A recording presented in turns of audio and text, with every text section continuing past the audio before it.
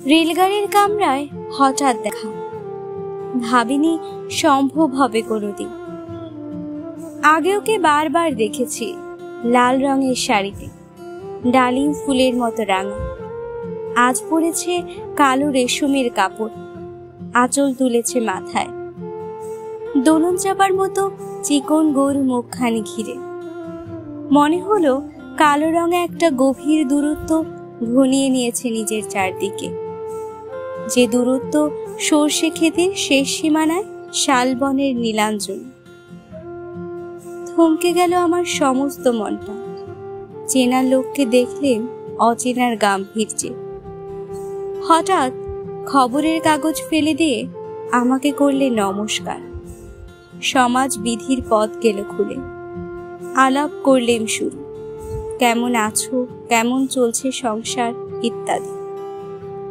সে রইল জানালার বাইরের দিকে চেয়ে, যেন কাছের দিনের ছোঁয়াচ পার হওয়া চাহনিতে। দিলে অত্যন্ত ছোট দুটো একটা জবাব, কোনোটা বা দিলেই না। বুঝিয়ে দিলে হাতের অস্থিরতায়, কেন এসব কথা, এর চেয়ে অনেক ভালো চুপ করে থাকা। আমি ছিলাম অন্য বেঞ্চিতে ওর সাথীদের সঙ্গে। এক সময়ে আঙুল নেড়ে জানালে কাছে আসতে, মনে হলো কম সাহস নয়।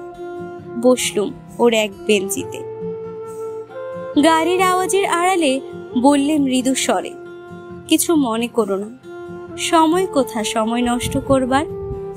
আমাকে নামতে হবে পরের স্টেশনে, দূরে যাবে তুমি, দেখা হবে না আর কোনো দিন।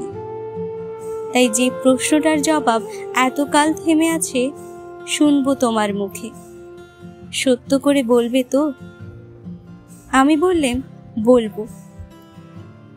বাইরের আকাশের দিকে তাকিয়েই শুধুলো, আমাদের গেছে যেদিন, একেবারেই কি গেছে, কিছুই কি নেই বাকি। একটুকু রইলেম চুপ করে, তারপর বললেম, রাতের সব তারাই আছে দিনের আলোর গভীরে। খটকা লাগলো, কি জানি বানিয়ে বললাম নাকি। ও বললে, থাক এখন যাও ওদিকে। সবাই নেমে গেল পরের স্টেশনে, আমি চললাম একা।